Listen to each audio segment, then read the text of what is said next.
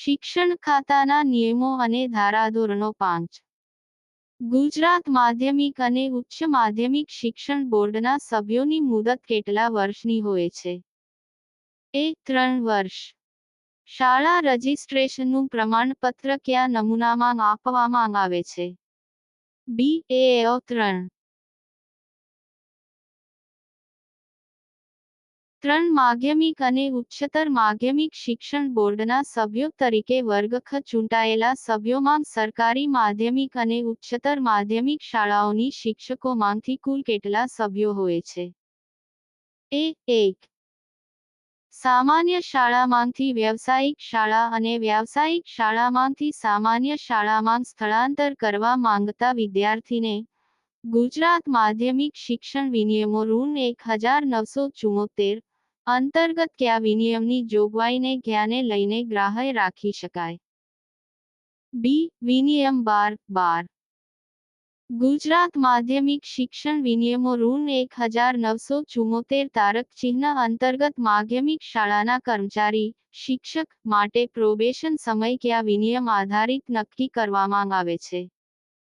C. વિનિયમ 22. 6 register થયેલ માધ્યમિક શાળાના શિક્ષકો માટેની લાયકાતો કયા વિનિયમમાં દર્શાવવામાં આવેલ છે? સી. વિનિયમ રૂ. 20. એક માધ્યમિક શાળાના શિક્ષકે શૈક્ષણિક વર્ષ દરમિયાન બંને વેકેશનનો લાભ લીધેલ છે તો તે શિક્ષકને તે શૈક્ષણિક વર્ષ દરમિયાન કેટલી હકક રજા મળવાપાત્ર થશે? 0. 8 જિલ્લા સ્કૂલ બોર્ડની ખાસ સભા બોલાવવા માટે સભ્યોને કેટલા દિવસ નોટિસ આપવી પડે? એ. 5 દિવસ. 9. શિક્ષણ સમિતિના ચેરમેનશ્રી સામે અવિશ્વાસની દરખાસ્ત પસાર કરવા માટે સમિતિના કુલ સભ્યો પૈકી કેટલા સભ્યોની સંમતિની જરૂરિયાત રહે? 2/3 સભ્યો. 10 પ્રાથમિક શાળા પંચાયત કુલ કેટલા સભ્યોની બનેલ હોય છે તેનું કોરમ કેટલા સભ્યોથી થાય છે? સી. 3 સભ્યો, 2 સભ્યોનું. 11 બાળકને શાળામાં 7 દિવસ કરતાં વધુ નહીં એવી મુદત માટે ગેરહાજર રહેવાની રજા આપવાની સત્તા નીચેના પૈકી કોને પહોંચે છે? ડી. શાળાના મુખ્ય શિક્ષકને. 12. મુંબઈ પ્રાથમિક શિક્ષણ અધિનિયમ 1947 ની કઈ કલમમાં બાળકને શાળામાં મોકલવા માટે માતા પિતાની ફરજ અંગેની જોગવાઈ થયેલ છે? ડી. કલમ 3(2). 13. મુંબઈ પ્રાથમિક શિક્ષણ અધિનિયમ 1947 ની કલમ 44 માં નીચેના પૈકી કઈ બાબતનો સમાવેશ થયેલ છે? બી. પ્રાથમિક શિક્ષણ ફંડ. 14. મુંબઈ પ્રાથમિક શિક્ષણ અધિનિયમ 1947 મુજબ વહીવટી અધિકારી એટલે? એ. અધિનિયમ 21-22 અન્વયે નિમાયેલ અધિકારી. 15. મુંબઈ પ્રાથમિક શિક્ષણ અધિનિયમ 1947 મુજબ સ્કૂલ બોર્ડની મુદ્દત કેટલી હોય છે? બી. 3 વર્ષ. 16. મુંબઈ પ્રાથમિક શિક્ષણ અધિનિયમ 1947 મુજબ પ્રાથમિક શિક્ષણ બોર્ડના સભ્યોની સંખ્યા કેટલી હોય છે? બી. 16. 17. પ્રાથમિક શિક્ષણ બોર્ડ એટલે? એ. કલમ 58 હેઠળ રચાયેલું બોર્ડ. 18. મુંબઈ પ્રાથમિક શિક્ષણ અધિનિયમ 1947 ની કઈ કલમમાં ખાનગી શાળાના શિક્ષકોને બરતરફ કરવાની જોગવાઈ જોવા મળશે? બી. કલમ 40 ખ. 19. મુંબઈ પ્રાથમિક શિક્ષણ અધિનિયમ 1947 મુજબ ટ્રિબ્યુનલ એટલે? ડી. કલમ 40(6) હેઠળ રચાયેલ ટ્રિબ્યુનલ. મુંબઈ પ્રાથમિક શિક્ષણ અધિનિયમ 1947 મુજબ જિલ્લા સ્કૂલ બોર્ડે રાખવાનું ફંડ કયા નામે ઓળખાય છે? પ્રાથમિક શિક્ષણ ફંડ. મુંબઈ પ્રાથમિક શિક્ષણ નિયમો 1949 મુજબ ખાનગી પ્રાથમિક શાળામાં 250 વિદ્યાર્થીઓ માટે રમતના મેદાન માટે કેટલી જમીન જોઈએ? એ. 1 એકર. મુંબઈ પ્રાથમિક શિક્ષણ નિયમો 1949 ના કયા નિયમ અંતર્ગત પ્રાથમિક શાળાના શિક્ષકોની ફરજો નક્કી થયેલ છે? સી. નિયમ 70. 23 મુંબઈ પ્રાથમિક શિક્ષણ નિયમો 1949 ના કયા નિયમથી સ્કૂલ બોર્ડના અધ્યક્ષની ફરજો અને કાર્યો નિયત થયેલ છે? નિયમ 48. મુંબઈ પ્રાથમિક શિક્ષણ નિયમો 1949 તારક ચિહ્ન અન્વયે ટ્રિબ્યુનલ વર્ષમાં ક્યારે મળે છે? સી. દર 3 માસે.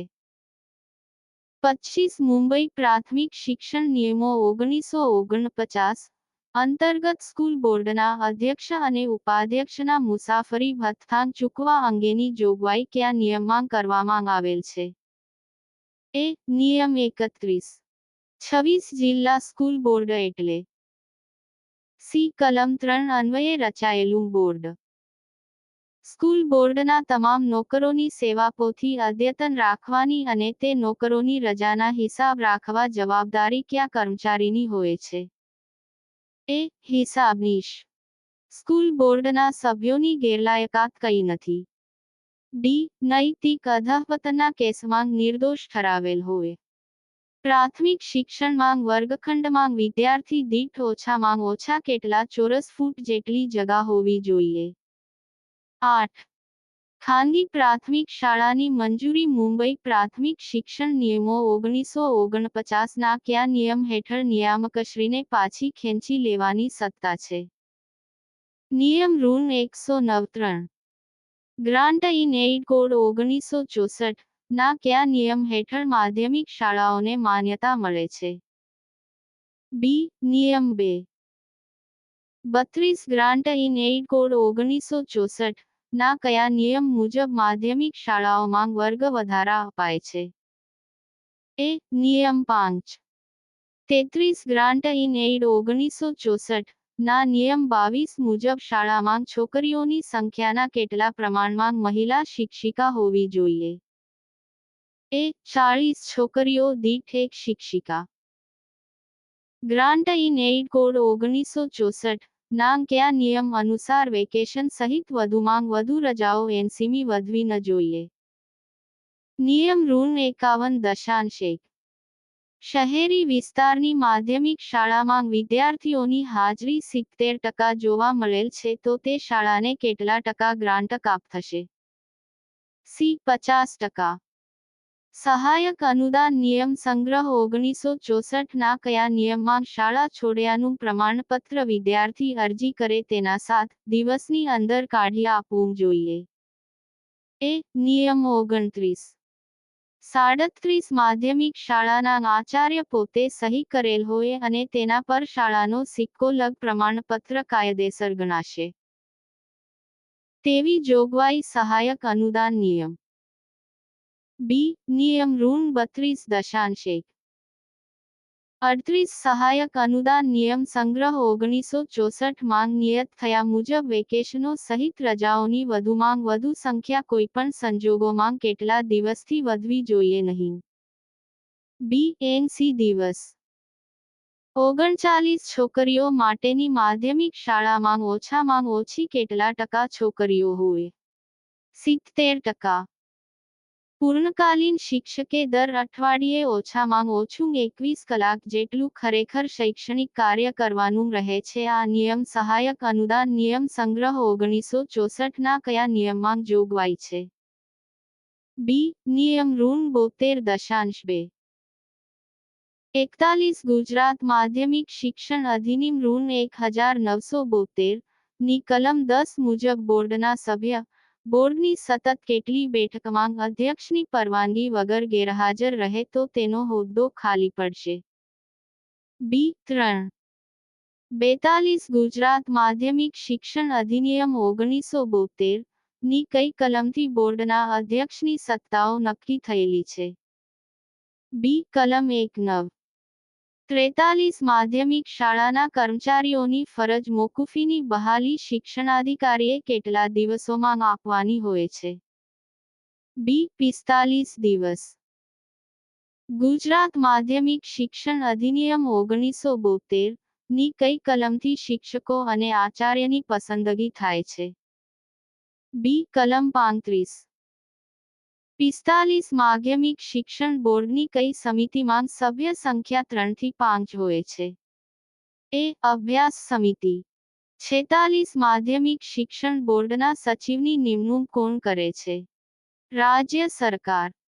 47 ગુજરાત માધ્યમિક અને ઉચ્ચ માધ્યમિક બોર્ડના કુલ સભ્યો પૈકી કેટલા સભ્યોની રજૂઆત ઉપનિયમની જોગવાઈના અર્થઘટન અંગે પ્રશ્ન ઉપસ્થિત થાય તો રાજ્ય સરકારને પૂછા માટે મોકલી શકાય? 20. ગુજરાત માધ્ય અને ઉચ્ચ માધ્ય શિક્ષણ અધિનિયમ 1972 અંતર્ગત શિક્ષકની નિમણૂકના પ્રતિબંધ સંદર્ભે આચાર્ય તથા સંચાલકશ્રીને દોષિત કરેથી રૂ.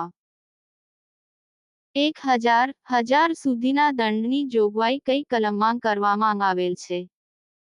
ડી. કલમ 42(2), 42. ગુજરાત માધ્યમિક શિક્ષણ અધિનિયમ 1972 ની કઈ કલમથી ટ્રિબ્યુનલની રચના કરવામાં આવેલ છે? કલમ 39(1). પ્લીઝ લાઇક, શેર અને સબસ્ક્રાઇબ.